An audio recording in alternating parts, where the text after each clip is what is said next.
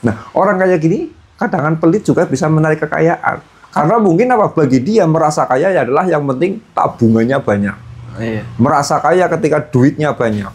Merasa kaya ketika emasnya gede-gede.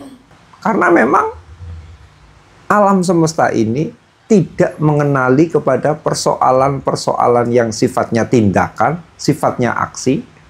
Tetapi alam semesta ini mengenali energi yang kita keluarkan, mengenali vibrasi, mengenali frekuensi yang kita keluarkan. Itu. Karena kayak gini ya, yang namanya kaya itu tidak hanya kemampuan untuk mengeluarkan, tapi kaya itu juga kemampuan untuk menarik uang. Makanya seorang pedagang yang dia itu tidak tegaan hatinya untuk ngambil cuan, itu si pedagang susah banget kaya loh. Bahkan bisa bangkrut dagangannya.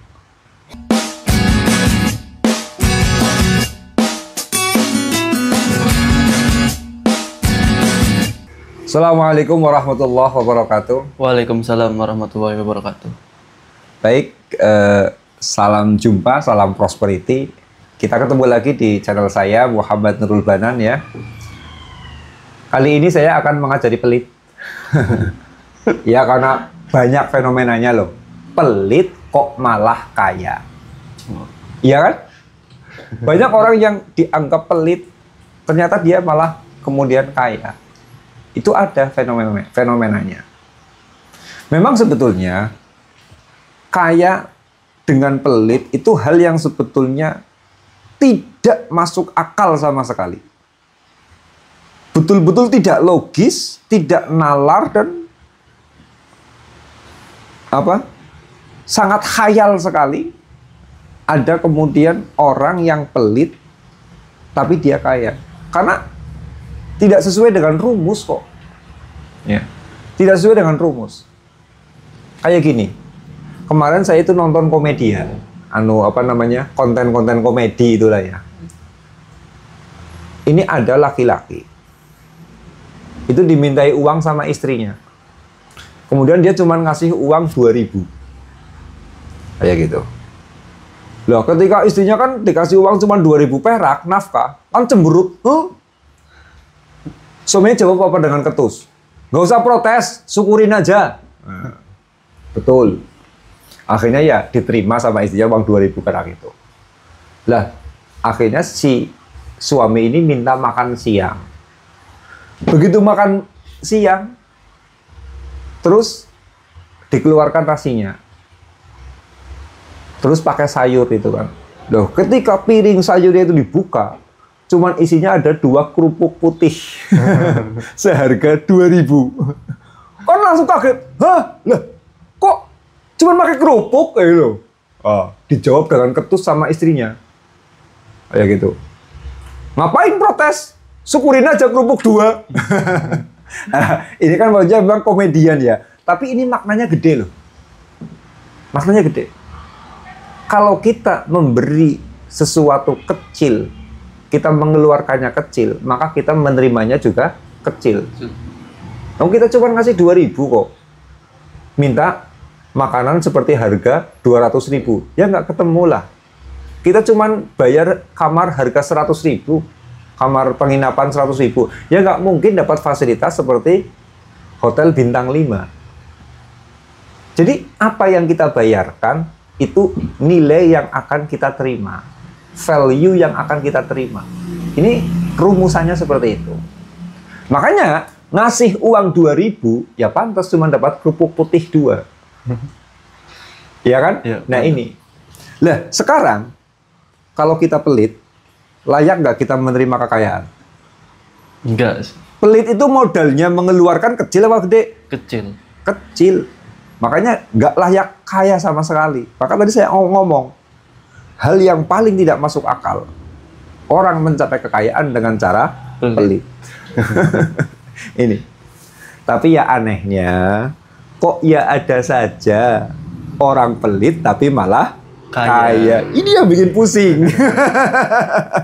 Pelit kok kaya, pelit malah kaya.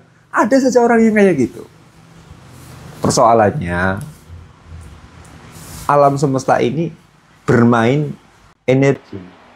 Ya, tidak hanya bermain tindakan, tidak hanya bermain aksi, tapi ada bermain energi, bermain frekuensi. Seperti yang kemarin sudah saya jelaskan. Itu. Iya mungkin orang pelit kok bisa narik kaya. Karena jelas yang pertama, ada kemungkinan dengan dia pelit, dia merasa kaya. Berarti kan dengan pelitnya itu, dia memasuki frekuensi kaya. Ada yang kayak gitu. Ini loh. Jadi dia pelit tapi dia merasa kaya. Dengan pelit dia merasa kaya. Kayak gitu. Karena mungkin apa bagi dia merasa kaya adalah yang penting tabungannya banyak. Iya. Merasa kaya ketika duitnya banyak. Merasa kaya ketika emasnya gede-gede. Itu. Nah, dia merasa kaya kalau dia pelit, ya sudah aja. Dengan pelit dia memasuki frekuensi kaya. Alam semesta tidak membaca tindakan kita. Yang namanya alam semesta membaca dengan energi yang kita keluarkan, membaca energinya. Oh, energinya memang frekuensi kaya, ya sudah dikasih kekayaan. Ini. Jadi faktor ini bisa itu. Kadang kita ditanya, kok dia itu dia itu pelit kayak gitu kok kaya? Ya itu memang. Barangkali memang dia itu memang memasuki frekuensi kaya. Itu. Kemudian bisa juga dia pelit karena dia itu sedang menghargai dirinya sendiri. Rasa penghargaannya kepada dirinya itu gede. Itu loh. Artinya dia mencintai dirinya sangat gede. Tapi cara dia mencintai dirinya dengan cara pelit. Orang lain nggak penting. Yang paling penting adalah diri saya. Kan menghargai kan? Iya. Itu loh. Orang lain nggak begitu terhormat. Yang paling terhormat adalah saya. Itu. Jadi ada rasa menghargai diri. Di mana sudah bolak-balik saya sampaikan, kemarin pun saya sampaikan. Ya, di mana uang itu akan datang kepada sesuatu yang berharga. Emas didatangi uang gede, datangi uang besar karena emas itu berharga. Ini. Jadi dia dengan pelitnya itu muncul rasa berharga dalam hatinya. Itu. Jadi akhirnya sekalipun pelit ya duitnya makin kece gitu. Kemudian yang ketiga dia itu memang ada mindset yang bagus. Dia punya pola pikir dengan pelitnya itu, tapi pola pikirnya itu bagus. Yaitu apa? Dia pelit tetapi untuk menyelamatkan dirinya. Dia punya prinsip daripada saya merepotkan orang lain, masih mending saya pelit, yang penting saya tidak merepotkan kepada orang lain. Nah ini kan mindset yang bagus, pola pikirnya bagus. Nggak mau dia ngerepotin orang. Yang penting nggak ngerepotin orang. Berarti dia itu ada konsep menyelamatkan dirinya lebih dulu. Qu anfusakum wa ahlikum naro. Daripada saya dermawan tapi kemudian merepotkan orang, mendingan saya pelit tetapi tidak merepotkan orang. Mindsetnya sudah bagus itu. Nah orang yang kayak gitu sangat mungkin kemudian ketika dia pelit akhirnya kaya. Itu loh. Ini. Lalu ya, yang keempat,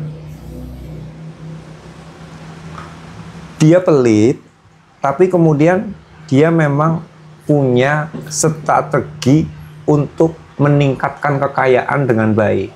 Artinya dia itu tahu cara mengelola uang dengan baik. Dan mereka itu punya keyakinan bahwa mereka berhak atas kekayaan. Kayak gitu. Berhak atas kekayaan. Ya katakanlah kayak gini loh. Mereka pelit, tetapi memang menggunakan manajemen keuangan, di mana manajemen keuangan yang dia bangun karena dia sadar sepenuhnya bahwa dia itu berhak untuk kaya. Bahwa dia itu layak untuk kaya. Kayak gitu. Sehingga dia itu ketika fokus kepada orang lain tidak ada. Hanya fokusnya adalah bagaimana mengelola uangnya sendiri. Nah, orang kaya gini kadang pelit juga bisa menarik kekayaan. Karena memang alam semesta ini tidak mengenali kepada persoalan-persoalan yang sifatnya tindakan, sifatnya aksi. Tetapi alam semesta ini mengenali energi yang kita keluarkan, mengenali vibrasi, mengenali frekuensi yang kita keluarkan. Itu. Karena kayak gini ya, yang namanya kaya itu tidak hanya kemampuan untuk mengeluarkan, tapi kaya itu juga kemampuan untuk menarik uang. Makanya seorang pedagang yang dia itu tidak tegaan hatinya untuk ngambil cuan, itu si pedagang susah banget kaya loh. Bahkan bisa bangkrut dagangannya. Kenapa coba?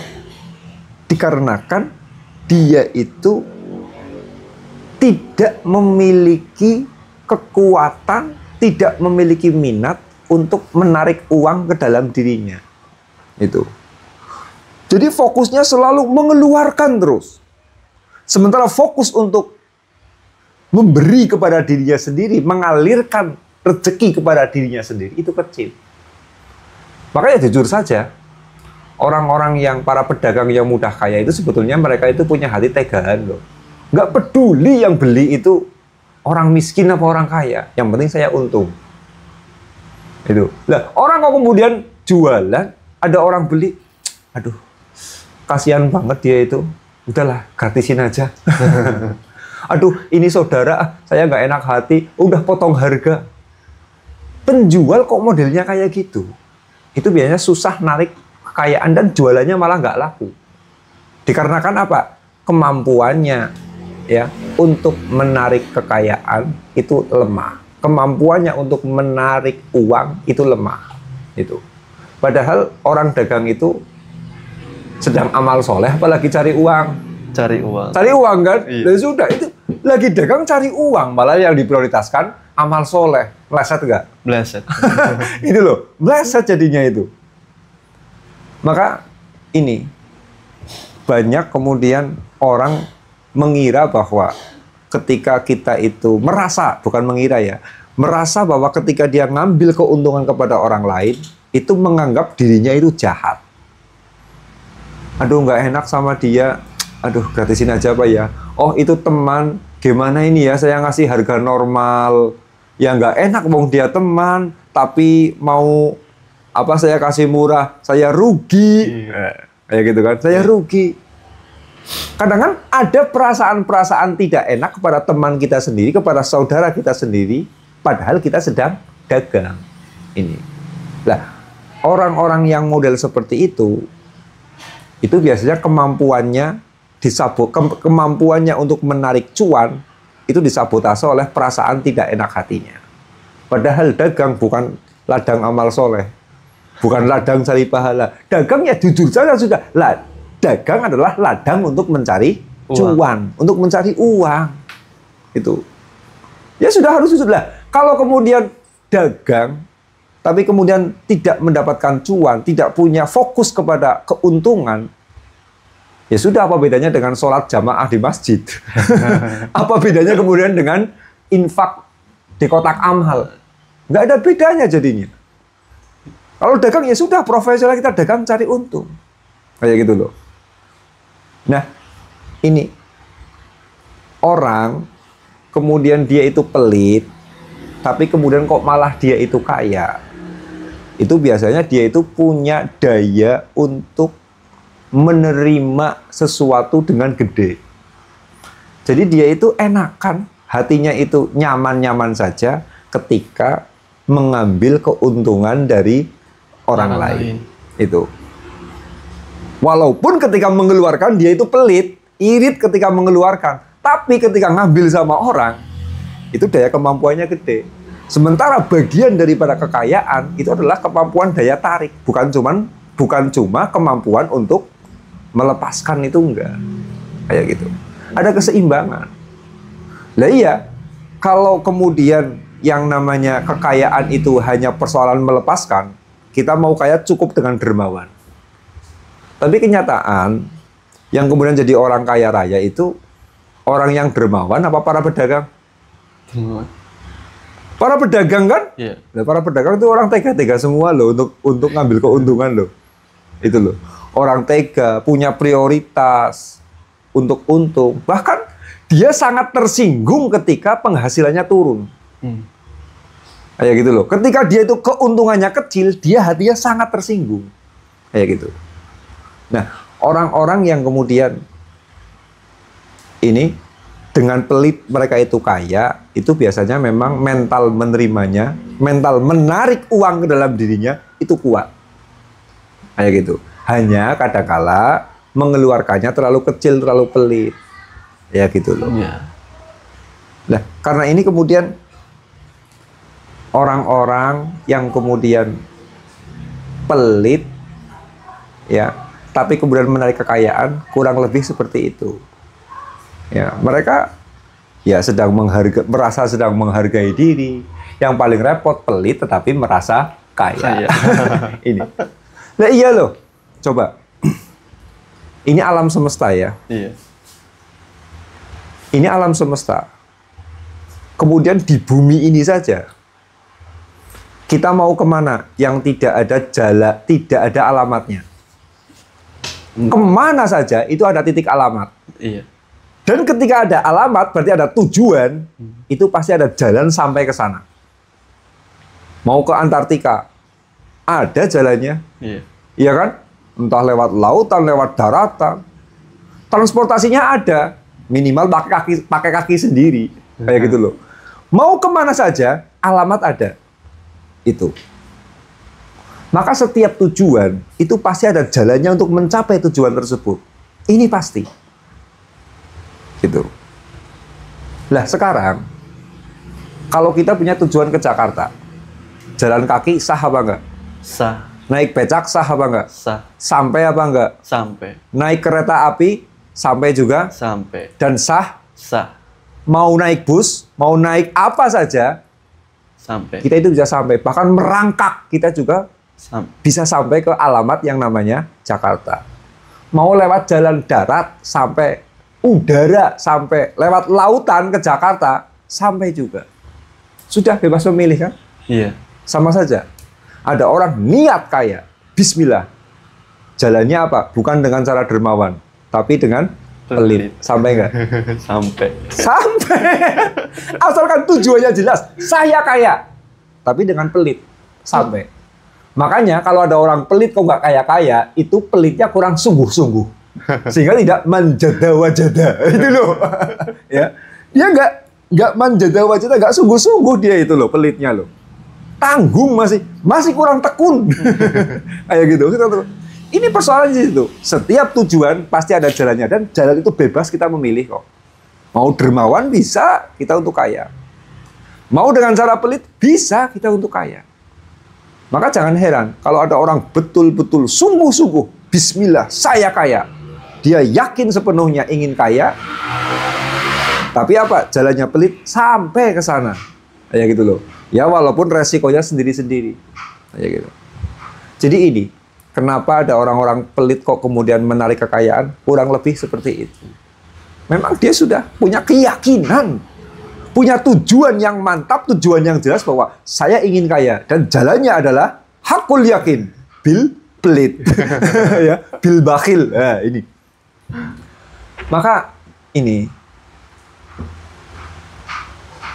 ada juga kemudian kenapa kemudian ada orang-orang yang pelit tapi dia miskin.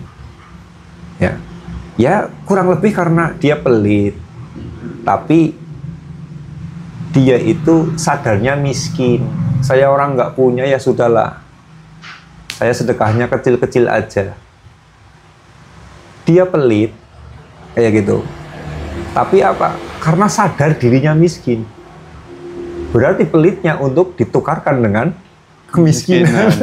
Ini kurang lebih seperti itu. Jadi kesadaran loh. Sementara ada sebagian orang yang ketika dia pelit, dia sadarnya malah kaya. Maka mudah kalau ingin kaya dengan cara pelit, silahkan. Frekuensi kesadarannya ganti. Dari frekuensi rasa miskin menjadi rasa kaya. Mau nggak kamu pelit? Nauzubillah itu. Nah, kemudian juga kadang-kala ya orang pelit yang kemudian menjadikan miskin itu ya karena rakus, ya, takut uangnya habis, karena khawatir, takut nanti dia menjadi tidak punya uang, takut uangnya habis, takut nggak dapat banyak. Ada rasa rakus, ada rasa kekhawatiran yang tinggi. Pemicunya itu, akhirnya ya pelitnya bawa kemiskinan.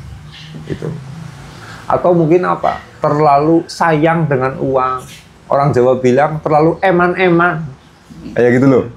Aduh, ini kok uangnya berkurang terus ya. Aduh, berkurang terus ya. Jangan kurang, jangan kurang. Akhirnya apa? Dia eman-eman untuk mengeluarkan. Ini juga menarik kemiskinan. Itu. Ya, pelitnya menarik kemiskinan.